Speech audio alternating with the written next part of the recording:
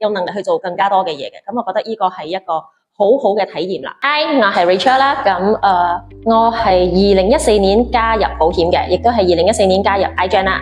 我做保險之前咧，我係 so-called 嘅 account executive， 咁accounts 嘅嘢啊，總之關 accounts 幫埋 admin 部啊，so far 怡保嘅係包晒㗎啦，出糧啊、臨審嘢冚唪唥都做晒，總之係關 account base 嘅嘢啦。會覺得再做 account 好似冇乜意思咗，即時再轉公司，咁就認識咗我老細啊，咁就會覺得保險都係一個可以考慮嘅行業，咁就加入咗咯。會好明確咁知道就係你原來要賺幾多錢係原來你自己可以預計得到㗎，你想花紅有幾多你都係預計得到㗎喎。咁至少你唔會係俾好似你受薪嗰陣時係俾人家去決定就係我要出幾多糧俾你啊，去打價俾你啊，咁係你每一個 effort 啦，即時你會有能力去掌控喺你自己嘅手度啊。未做保險之前係響一個內向嘅點。咁做開保險之後，性格都係內向嘅，但係會懂得去分享一啲嘢，而去懂得去融入嗰個人群入邊啦。我會講係做工你要請假噶嘛。咁如果你講我今日要上乜乜乜，咁你要請假。但係如果你講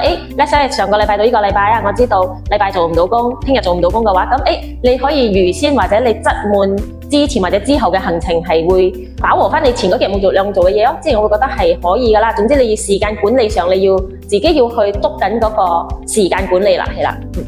有不幸嘅事故發生，屋企有人發生意外，跟住就會入咗院啦。咁真係有喐到醫藥卡啦，有用到啦。咁係好彩係牛擺係想斷嗰陣時，我又幫佢睇下嘅。你千祈唔好斷啊！即係少少錢都係一個 coverage 咁樣啦。咁真係好彩冇斷咯。咁導致今日佢哋就唔需要煩嗰個醫藥費嘅問題啦，咁樣啦。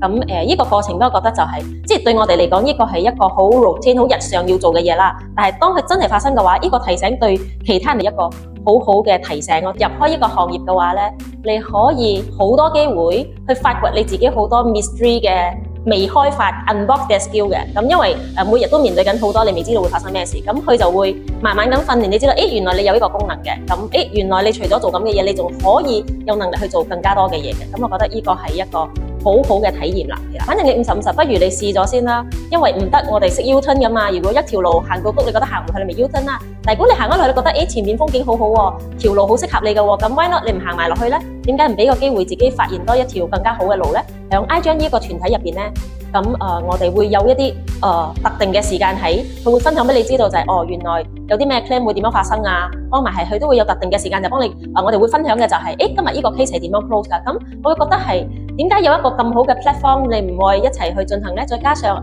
有好好嘅環境啦，咁大家都好願意去互相去幫助，去互相去學習嘅，咁我會覺得係一個好好嘅平台啦。拜拜。